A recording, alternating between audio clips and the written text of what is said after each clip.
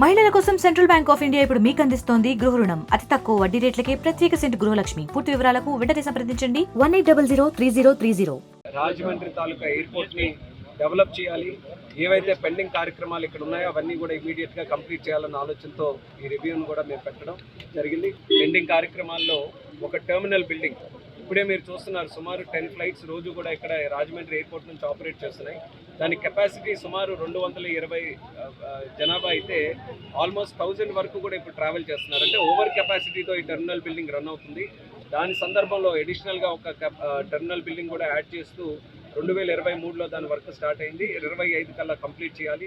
కాంట్రాక్టర్ని కూడా పిలిపించి ఆయన కూడా చెప్పడం జరిగింది. ఆగస్టు 2025 కల్లా ఈ యొక్క టెర్మినల్ బిల్డింగ్ని ఖచ్చితంగా పూర్తి చేయాలని డెడ్ లైన్ కూడా వాళ్ళకి ఇచ్చాం.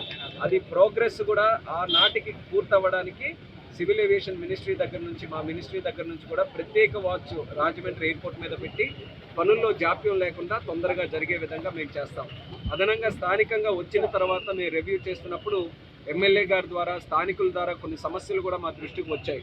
చుట్టుపక్కల ఆ రోజు త్యాగం చేశారో వాళ్ళ ఊర్లకి సంబంధించి కొన్ని ఇష్యూస్ కూడా మా దృష్టికి వచ్చాయి. ఒకటి, ఏదైతే ఎయిర్పోర్ట్ తాలూకా వాటర్ ఉంటుందో వాళ్ళ పొలాల మీదకి, ఊర్ల మీదకి వెళ్ళి అనేక ఇబ్బందులు ఉంటున్నాయి. దానికి కూడా శాశ్వత పరిష్కారం అందించాలని మేము కూడా మీటింగ్లో ఇది చేసుకున్నాం. కలెక్టర్ మేడం కూడా ఈ కార్యక్రమానికి ఇచ్చేశారు. ఆవిడ కూడా తెలియజేశాం.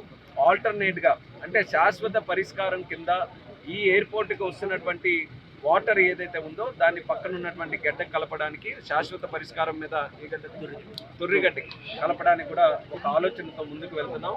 అలాగే రోడ్డు కనెక్టివిటీ, ఎయిర్పోర్ట్ చుట్టూ కూడా ఒక రోడ్డు ఏర్పాటు చేయాలనేది ముందు నుంచి మనం అనుకున్నాం.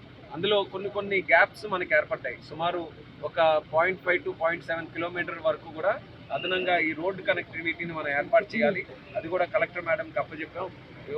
వీలైనంత తొందరగా మా చేతికి ప్లాన్ వస్తే అది కూడా ఇమీడియట్గా పూర్తి చేయడానికి మా తరఫున కూడా ఏదైనా సహకారం ఉంటే ఖచ్చితంగా చేస్తామని కూడా తెలియజేస్తున్నాను. చుట్టుపక్కల గ్రామాల్లో మొబైల్ కనెక్టివిటీ కూడా ఇష్యూని మా దృష్టిలోకి తెచ్చారు. అసలు ఎక్కడ కూడా మొబైల్ కనెక్టివిటీ ఇష్యూస్ ఎయిర్పోర్ట్స్ దగ్గర ఎక్కడా కూడా ఉండవు. సాధారణంగా ఎయిర్పోర్ట్కి అథారిటీస్కి వచ్చి అడిగితే ఎక్కడ పెట్టుకోవచ్చు, ఏ హైట్తో పెట్టుకోవచ్చు అనేది స్పష్టంగా ఈరోజు సిస్టమ్స్ ఉన్నాయి. సిస్టమ్స్ ద్వారా మేము తెలియజేస్తాం. సో అడ్వైజ్ చేసాం, స్థానికులు కూడా అడ్వైజ్ చేసాం. ఏ కంపెనీలైనా సరే ఇంట్రెస్టెడ్గా ఉండి టవర్ పెడుతున్నాయనంటే దానికి సహకరిస్తూ టవర్ పెట్టడానికి కూడా మేము అనుమతులు కూడా ఇస్తామని కూడా తెలియజేయడం జరిగింది. ఇది కాకుండా ఎయిర్పోర్ట్ కనెక్టివిటీ, రాజమండ్రి అని అంటే కేవలం ఆంధ్రప్రదేశ్ రాష్ట్రంలో కాదు, భారతదేశంలోనే ఒక ఇంపార్టెంట్ డెస్టినేషన్. గోదావరి సరస్సున ఉన్నటువంటి ఈ యొక్క రాజమండ్రి పట్టణం చాలా చరిత్ర ఉంది. ఈ యొక్క పట్టణానికి ఎంతోమంది ప్రయాణికులు కానీ, ఎంతోమంది అనేక రకాలైనటువంటి వ్యక్తులు వ్యాపార రీత్యా, టూరిజం రీత్యా, లేకపోతే ఇతరత్ర కార్యక్రమాలకి ఇక్కడ రావడం అనేది ఎన్నో సంవత్సరాల నుంచి మనం చూస్తున్నాం. అలాంటిది ఈ రోజున్న కనెక్టివిటీలో 7 ప్లేన్స్ మనకి హైదరాబాద్ వెళ్తున్నాయి, 2 మనకి బెంగళూరు వెళ్తున్నాయి, 1 చెన్నై వెళ్తున్నాయి.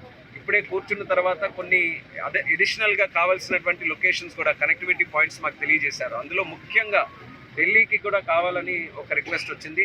తిరుపతి, అలాగే మనకి షిరిడి, వారణాసి, ఇలా ఏవైతే ఆధ్యాత్మిక కేంద్రాలు ఉన్నాయో దాన్ని కూడా కనెక్ట్ చేయమని లోకల్గా రిక్వెస్ట్ వస్తుంది. మా మినిస్ట్రీ నుంచి కూడా మేము పుష్ చేస్తాం. ఢిల్లీది కూడా చాలా దగ్గరలోనే ఉంది. అది అతి త్వరలో ఆ ఢిల్లీ కనెక్టివిటీ కూడా ప్రారంభం అవ్వబోతుందని కూడా ఈ సందర్భంగా తెలియజేసుకుంటున్నాను. ఢిల్లీతో పాటు హైదరాబాద్ కూడా ఇప్పుడు చూసుకుంటే 7 ఫ్లైట్లు ఉన్నప్పటికీ కూడా అన్ని ఏటీఆర్ ఫ్లైట్లు, చిన్న ఫ్లైట్లు, సుమారు 70 కెపాసిటీతో రన్ అవుతున్నాయి. అదే ఎయిర్ బస్ పెద్దది A320 లాంటిది వస్తే సుమారు 180 ప్యాసింజర్స్ వెళ్ళొచ్చు. సో హైదరాబాద్కు ఉండేటటువంటి కనెక్టివిటీని కూడా పెద్ద ఎయిర్ప్లేన్స్తో ఎలా కనెక్ట్ చేయాలి దాని మీద కూడా మేము దృష్టి పెడతాం. మా ఆలోచన ఒకటే, ఒక పక్కన చంద్రబాబు నాయుడు గారు, మరొక పక్కన నరేంద్ర మోదీ గారు, అలాగే పవన్ కళ్యాణ్ గారు, వాళ్ళందరూ కూడా ఈ రాష్ట్రాన్ని అన్ని రంగాల్లో అభివృద్ధి చేయాలని కంకణం కట్టుకొని కృషి చేస్తున్నారు. అందులో రాష్ట్రం అభివృద్ధి చెందాలనంటే సివిల్ ఏవియేషన్ మినిస్ట్రీది కానీ, ఎయిర్పోర్ట్స్ కానీ, ఎయిర్ కనెక్టివిటీ చాలా ప్రధానమైనటువంటి పాత్ర. మీరు పెద్ద పట్టణాలు ఎక్కడైనా చూడండి, ఎయిర్పోర్ట్ బాగుంటే ఆ ప్రాంతం డెవలప్ అవుతుంది, కనెక్టివిటీ బాగుంటే ఆ నగరం డెవలప్ అవుతుంది.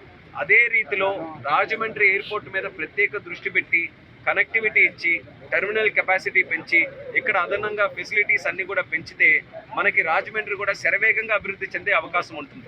ఇప్పుడు కాస్త దూరంలో అనిపించవచ్చు మీకు రాజమండ్రి నుంచి ఇక్కడ ఎయిర్పోర్ట్ వరకు, కానీ రేపు భవిష్యత్తులో కనెక్టివిటీ కానీ పెంచి ఇక్కడ చేస్తే చుట్టుపక్కల ప్రాంతాలు కూడా అద్భుతంగా డెవలప్ అవుతాయి. దానికి ప్రత్యేక ఉదాహరణ శంషాబాద్ ఎయిర్పోర్ట్. హైదరాబాద్కి ఎక్కడో ఉన్న ప్రాంతం అంతా కూడా డెవలప్ కావాలన్నది మా తాలూకా ఆకాంక్ష. దానికి అనుగుణంగా ఎయిర్పోర్ట్ని డెవలప్ చేస్తాం. రాజమండ్రికి అన్ని విధాలుగా కనెక్టివిటీ ఇవ్వాలన్నది ఒక పట్టుదలతో మేము కృషి చేస్తాం. అందులో భాగంగా ఈరోజు ఒక రివ్యూ పెట్టుకున్నాం. భవిష్యత్తులో ఈరోజు చెప్పినటువంటి విషయాలన్నీ కూడా ఫాలోఅప్ చేసుకొని ప్రతిదీ కూడా ఎక్కడ జాప్యం లేకుండా చేయడానికి మా వంతుగా పూర్తి సహాయ సహకారాలు కేంద్ర ప్రభుత్వం నుంచి, మినిస్ట్రీ ఆఫ్ సివిల్ ఏవియేషన్ నుంచి రాజమండ్రికి అందిస్తామని మరొకసారి తెలియజేస్తాం. మరిన్ని వీడియోస్ కోసం ఛానల్ ని సబ్స్క్రైబ్ చేయండి, లేటెస్ట్ అప్డేట్స్ కోసం వాట్సాప్ ఛానల్ ని ఫాలో చేయండి అండ్ లింక్ డిస్క్రిప్షన్ లో ఉంది.